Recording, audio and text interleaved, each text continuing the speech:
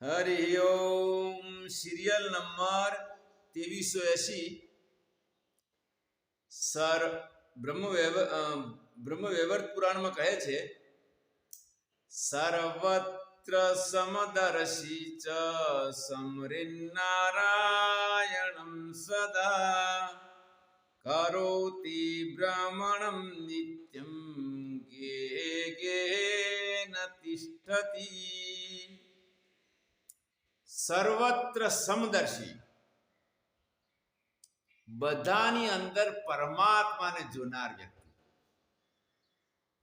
ગીતાની અંદર પણ ભગવાને પંચમ અધ્યાયમાં કહ્યું છે, વિદ્યા વિનય સંપન્ને બ્રહ્મણે ગવિહસ્તિની સુનિચેવ સ્વપાકે ચ પંડિત સમદર્શિનઃ. બધામાં પરમાત્મા વ્યાપક અને સમભાવથી જુએ છે. એ જ સાચો ખરેખર વિદ્વાન અને પંડિત કહેવા. આત્મોપમીને એટલે આત્મ સ્વરૂપ જુએ છે. એટલે સર્વત્ર સમદર્શી, બધામાં સમાન ભાવથી જુએ અને નિરંતર પરમાત્માનું સ્મરણ કરે છે. સ્મરણ નારાયણમ સદા, શિવ શિવ કરે, નારાયણ નારાયણ કરે. પરમાત્માના 5 સ્વરૂપની અંદર સનાતન ધર્મમાં ભેદ માન્યો નથી. શિવ, શક્તિ, વિષ્ણુ, ગણેશ અને સૂર્ય. તો આ પ્રકારે જીવન મુક્ત, જીવન મુક્ત એટલે પરિવાર સગા સંબંધીથી અલગ થઈ ગયા, પછી વારંવાર ભ્રમણ કરે છે. ભ્રમણની 24 કલાકમાં એકવાર ભિક્ષા લે છે, પાછા આગળ વધે છે. એટલા માટે કહે છે કે કરોતિ ભ્રમણમ નિત્યમ. ભ્રમણ કરનાર સંતને, સંન્યાસીને પરિવ્રાજક કહે છે. અને આગળ શ્લોક આવશે કે મોક્ષના અધિકારી 2 છે, એનું વર્ણન આગળ કરશે. દ્વાયવો પુરુષો લોકે સૂર્યમંડળ ભેદિનો પરિવાદ યોગયુક્તશ્ચ રણે ચાવિમુખો હતા. કરોતિ ભ્રમણમ નિત્યમ ગેહે ગેહેન તિષ્ઠતિ. ઘેરે ઘેરે કોઈને ખરેખર રોકાતો નથી. અને આ પ્રકારનું ભ્રમણ એટલા માટે કે રમતા જોગી, બહેતા પાણી, માયાથી બચવા માટે, મોહથી બચવા માટે. કારણ કે એક જગ્યાએ કોઈ વખત જાજો સમય રહેતા એમાં મોહ પણ થઈ શકે. વિદ્યા મંત્રમ ચ કસ્મિચ્છિન્ન દદાતિ ચ લોભતઃ કરોતિ નાશ્રમં ભિક્ષુ કરોતિ નાન્યવાસનામ. જે પણ જ્ઞાન આપવું, વિદ્યા મંત્ર કઈ આપવું, એમાં લોભપૂર્વક નહીં, નિષ્કામ ભાવથી.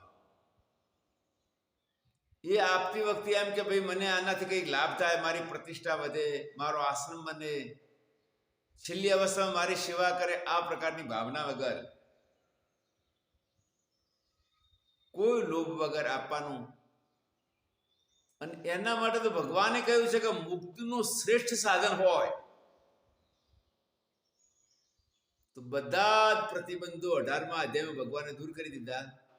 ય ઇમમ પરમમ જ્ઞાનમ મદ ભક્તેષુ દાસ્યતિ ભક્તિમયી પરાકૃત્વા મામે વેશ્યત્મ સંશય. જે મારા ભક્તોની નિષ્કામ ભાવથી મારું જ્ઞાન આપશે, એ મારી ભક્તિ કરી અને મને પ્રાપ્ત થશે, એમાં કોઈ સંશય નથી.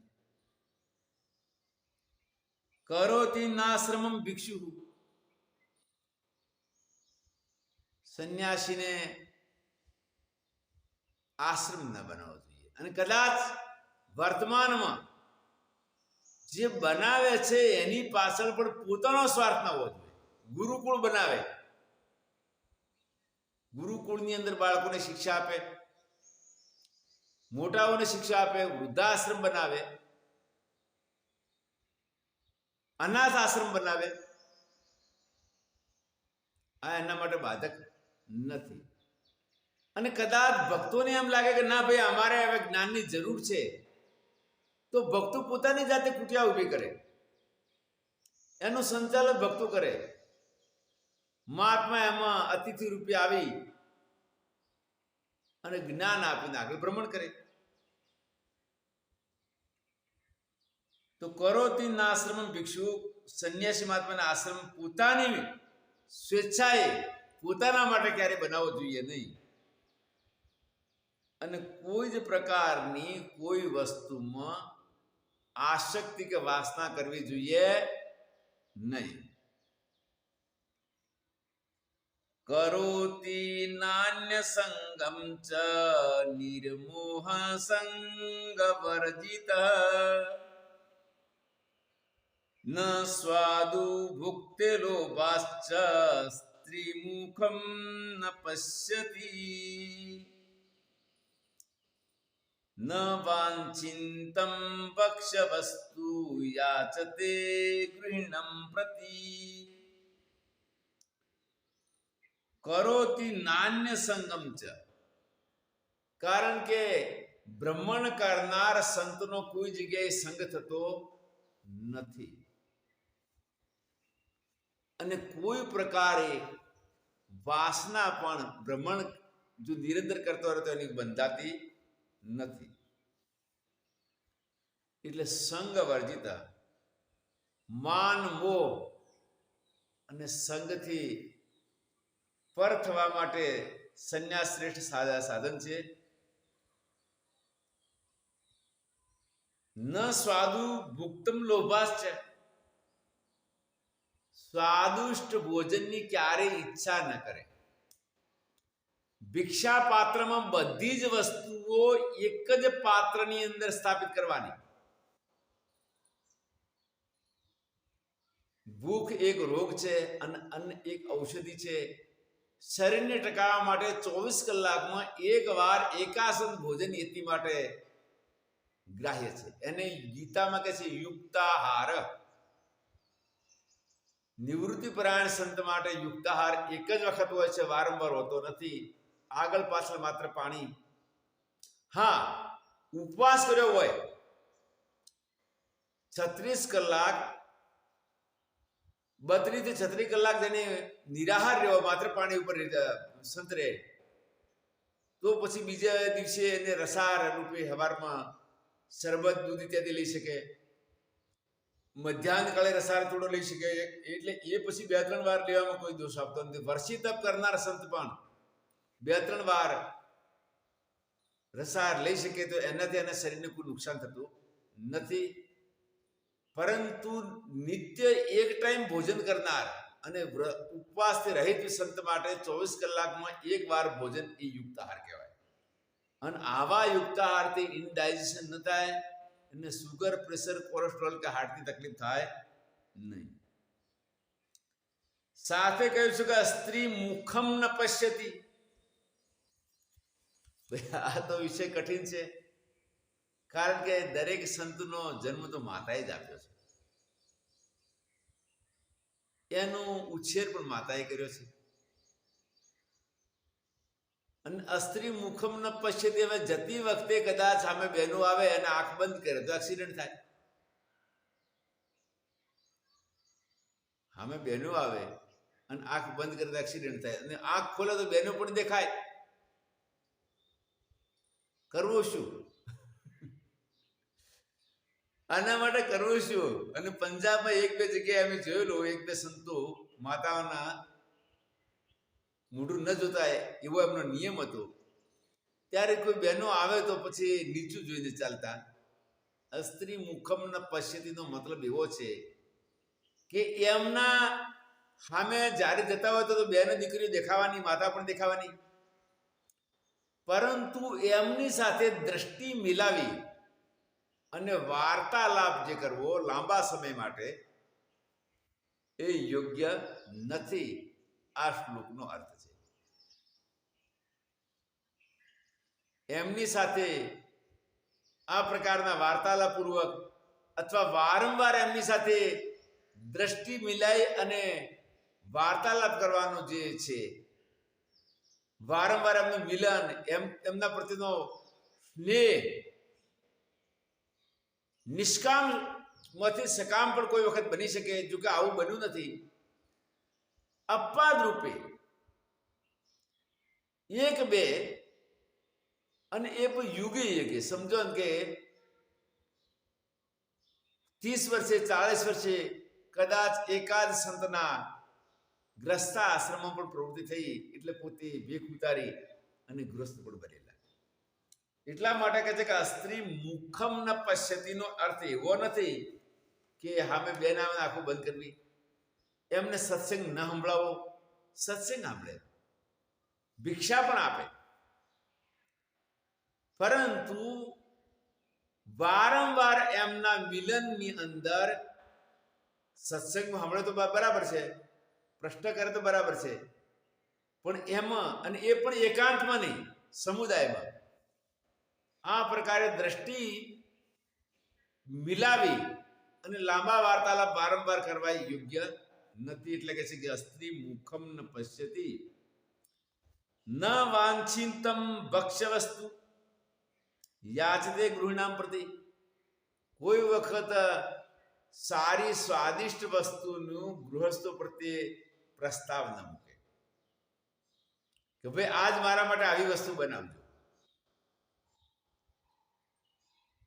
હા, યનાયાસ જે બધા માટે બને, ભિક્ષા એની કીધી છે કે બધા લોકો પોતાના માટે બનાવેલા ભોજનમાં જમી લે. જમીને ઉપરામ થઈ ગયા પછી બચેલું ભોજન જે છે એ જ સંત માટે ભિક્ષામાં ગ્રાહ્ય છે. પૂર્વ નહીં, પૂર્વ ભોજનને ભિક્ષામાં ગણાતું નથી. અને એ પ્રકારે એક ઘરનું પણ નહીં, 2 3 4 ઘરનું. કારણ કે જેમ કે કોઈ જગ્યાએ ભોજન સમારોહ છે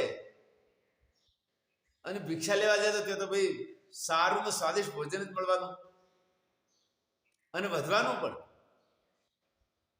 તો એના માટે ભિક્ષામાં કીધું છે કે એક ઘરનું નહીં, 2 થી નીચે નહીં અને 7 થી ઉપર નહીં, થોડું થોડું બધે જ લેવું, જેથી કરીને અને બધા ભોજન અલગ અલગ ઘરનું એક મિક્સ કરી અને ખાવાનું. શા માટે? ભૂખની નિવૃત્તિ કરવા માટે. Serial number 2389. વૃક્ષમૂલા પરો નિત્યમ શૂન્યગારા નિવેશના નદી પુલીન શાયી ચ નદી તીરા રતિશ્ચય. મહાભારતના અનુશાસન પર્વમાં કહે છે કે વૃક્ષ મૂલ પરો નિત્યમ. અને કુપિન પંચકમાં પણ ભગવાન શંકરાચાર્ય કહ્યું છે કે મૂલમ તરો કેવલમાશ્રયંતમ. ભિક્ષાનું ભોજન છે અને રહેવાનું સ્થાન ઝાડની છાયા. અને ઝાડની છાયા કેટલી સરસ છે, કારણ કે લાઈટ જતી રહે તો પંખો બંધ થઈ જાય, એસી પણ બંધ થઈ જાય, પરંતુ ઝાડની છાયા એવી ને એવી રહે. હા, ફરતી રહે. એટલે ઝાડની છાયાના આશ્રય લે. શૂન્યાગાર નિવેશન. ઝાડની છાયાની જગ્યાએ કદાચ બહુ દૂર એકદમ નિર્જન, એટલે કોઈ માનવ ન રહેતું હોય, તો એવા એકાંત સ્થાનની અંદર પોતે નિવાસ કરે. તો કોઈ વાર વરસાદ આવતો હોય તો શું કરવું? અચાનક આ ચતુર્માસ તો પાકો કર્યો છે, ચતુર્માસ તો એને 4 માસ વિતાવાના, અને એ પણ વરસાદના કારણે. પરંતુ વચ્ચે કદાચ વરસાદ આવી જાય તો શું કરવું? ભ્રમણ કરે છે, વરસાદ અનિશ્ચિત રૂપે આવ્યો, ક્યારે શરદી હોય કે ગરમી હોય, તો એના માટે કે નદી પુલીન સાઈ છે, નદીનો પુલ હોય તો પુલના નીચે વરસાદથી બચી જાય, ત્યાં જઈને પણ પોતે એકાંત ધ્યાન ભજન કરે અને વરસાદથી પોતાનો બચાવ થાય. નદી તીર, નદીના તીર ઉપર સ્નાન માટે અને પીવાના પાણી માટે ખૂબ સુવિધા રહે, એટલે નદીનો તીર પણ વધારે સારું છે. આ વિરક્ત રૂપે ભ્રમણ કરનાર સંતો માટેની સુવિધાઓ વાળી વસ્તુ બતાવી છે. ઝાડની છાયા, નિર્જન એકાંત કોઈ મકાન, નદીનો પુલ, એના નીચે પણ વરસાદથી બચી શકે, અને નદીનો તીર. સિરિયલ નંબર 2373 દક્ષ સમૃદ્ધિમાં કહે છે, ધ્યાનમ સોચમ તથા ભિક્ષા નિત્યમેકાંતશીલતા ભિક્ષુશ્ચત્વારી કર્માણિ પંચમમ નોપપદ્યતે. ધ્યાન સોચમ તથા ભિક્ષા, એક તો પરમાત્માનું ધ્યાન, કારણ કે પોતાના અંતર આત્મામાં આનંદ લેવો હોય, અંતર્મુખ થઈને તો ધ્યાન દ્વારા મળે, અને એની અંદર થાક ઉતરે, થાક લાગે નહીં, સુખનો સારો અનુભવ થાય. ઇન્દ્રિયજનનું ક્ષણિક છે, અને એ જેટલો બેસે, જેટલો સમય વિતાવે એટલો એનો આનંદ એમાં મજા કરે. એટલે પ્રથમ બતાવ્યો ધ્યાન, પછી પવિત્રતા. તીસરી, જીવનના નિર્વાહ માટે 24 કલાકમાં એકવાર ભિક્ષા, અને એકાંત સેવા. ગામથી, પરિવારથી દૂર એકાંત એની અંદર રહેવાનું, નિત્ય એકાંતશીલતા. ચત્વારી કર્માણી યતિશ્ચ, આ 4 યતિના કર્મ છે. પંચમમ નોપપદ્યતે, પાંચમું એના માટે કોઈ જ કર્મ રહેતું નથી. અને આવા યતિઓ આ લોકમાં જીવન મુક્તિનો સારો આનંદ, ધ્યાનનો, જ્ઞાનનો સારો આનંદ અને પરલોક મોક્ષ પ્રાપ્ત કરી શકે છે. કદાચ એમ લાગે કે ભાઈ આ ફેસિલિટી તો ઓછી, તો એમનો આનંદ વધારે કેવો? તો એના માટે એવું છે કે જેવી શરીરને ટેવ પાડો એવી પડે, અને શરીર એમાં ટેવાઈ જાય. જેમ કે જૈન દિગંબરો આખા વર્ષ માટે ક્યારે પણ કપડું પહેરતા નથી, સ્નાન પણ કરતા નથી, અને એક જગ્યાએ રહેતા નથી. વળી મચ્છર વાળા એરિયામાં મચ્છરદાની પણ રાખતા નથી. તો ભગવાને એમને એવી શક્તિ આપી કે એમાં પણ એ જીવી શકે છે. અને પંજાબ પ્રદેશની અંદર પટિયાલા જિલ્લા અને થોડા આ બાજુ સંગરૂર જિલ્લાની વચ્ચે સંત બાબુરામ મોની થઈ ગયા, 45 જેટલી ગૌશાળા બનાવી. બાબુરામજી ખાલી એક કોપીન ઉપર આખું વર્ષ વિતાવ્યું, ક્યારે પણ શરદીમાં ચાદર ઓઢી નથી, કપડું પહેર્યું નથી. આવી તિતિક્ષામાં જીવનની અંદર પણ બાબુરામજીએ લગભગ 74-75 વર્ષ સુધી શરીર રહ્યું એમનું. અને ચોમાસામાં મચ્છર પણ ખૂબ થતા, એમની મચ્છરદાની લગાવી નથી. એટલે આ પ્રકારે ભગવાન એમને એવી શક્તિ આપે છે. તો જીવન મુક્તિનો આનંદ, જ્ઞાન ધ્યાનનો આનંદ આ સંન્યાસ જીવનમાં અધિક છે. એટલા માટે 4 એના કર્તવ્યો બતાવ્યા: ધ્યાન, પવિત્રતા, ભિક્ષા અને એકાંત સેવન. સિરિયલ નંબર 2374 એક એવ ચરે નિત્ય મનગ્નિરનિકેતન સિદ્ધ્યર્થમ સહાય સાત ગ્રામ મન્નાર્થમાશ્રયે.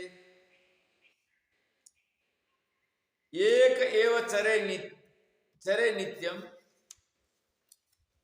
એકલો જ વિચરણ કરે, અને કદાચ એક વિચારવાળા અન્ય સંત પણ હોય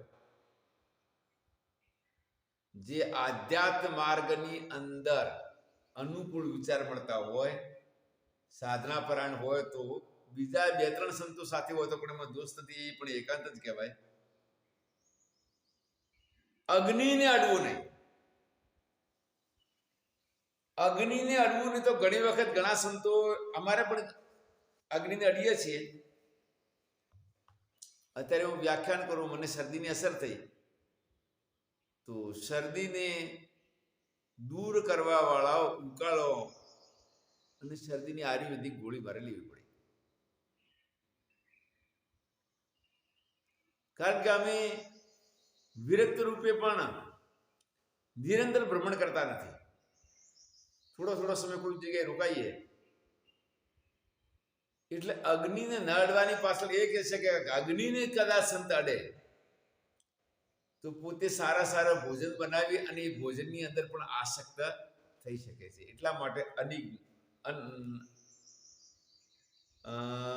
અનગ્નિ એટલે અગ્નિને અડવું નહીં. અનિકેતન એટલે પોતા માટે કોઈ આશ્રમ કે કુટિયા બનાવી નહીં, અને પોતાના કાર્યની સિદ્ધિ માટે કોઈની પણ સહાયતા લેવી નહીં. કપડા જાતે ધોઈ લેવાના, વાસણ જાતે સાફ કરી દેવાનું. તો કોઈ વખત બીમાર અવસ્થા આવી પડે તો બીમાર અવસ્થા આવી પડે તો ભગવાન સાક્ષાત હાજરા હાજર આવીને સેવા કરશે. આ તો એક આશ્ચર્ય જેવી વાત થઈ કે શું ભગવાન એ વખતે ચતુર્ભુજ ધારણ કરીને સેવામાં આવવાના? ના, એ વખતે સર્વસ્વ ચાહમ હૃદય સન્નિવિષ્ટ પરમાત્મા બધા પ્રાણીઓમાં રહેલા છે. મત્ત સમૃદ્ધિ જ્ઞાનમ અપોહનમ છે. ભગવાન કહે છે મારાથી યાદગીરી પણ થાય છે, ભૂલવાનું પણ થાય છે. ત્યારે ભગવાન એમના હૃદય દ્રવિત કરી અને સંતની સેવામાં એમને મોકલી દે. અને આ રીતે પરમાત્મા બીજા શરીરો દ્વારા પણ સેવા કરેલી. એટલે પોતાના કાર્ય માટે જરા પણ કોઈની અપેક્ષા ન રાખે, અને ગામની અંદર માત્ર અન્ન માટે જવાનું, ભિક્ષા માટે. બાકી ગામથી બહાર રહેવાનું, ગામમાં રહેવું જોઈએ નહીં. દક્ષ સ્કંદ પુરાણમાં કહે છે, પહેલા દક્ષ સંહિતાની સમૃદ્ધિમાં આ શ્લોક હતો, અને એવો ફેર પાછો સ્કંદ પુરાણમાં શ્લોક છે, અને બંનેના અર્થ એક જ છે. જ્ઞાનમ સૂચમ તથા ભિક્ષા નિત્યમેકાંતશીલતા યતિ ચત્વારી કર્માણી પંચમનોપપદ્યતે. આ શ્લોક, બંને શ્લોકનો અર્થ એક જ છે, માત્ર પ્રમાણ અલગ અલગ છે. એક દક્ષ સમૃદ્ધિ છે, બીજું છે સ્કંદ પુરાણ. ધ્યાન, સોચ અને ભિક્ષા અને એકાંતનું સેવન, આ 4 સંન્યાસીના કર્મ છે. 5મું એના માટે કોઈ કર્મ છે નહીં.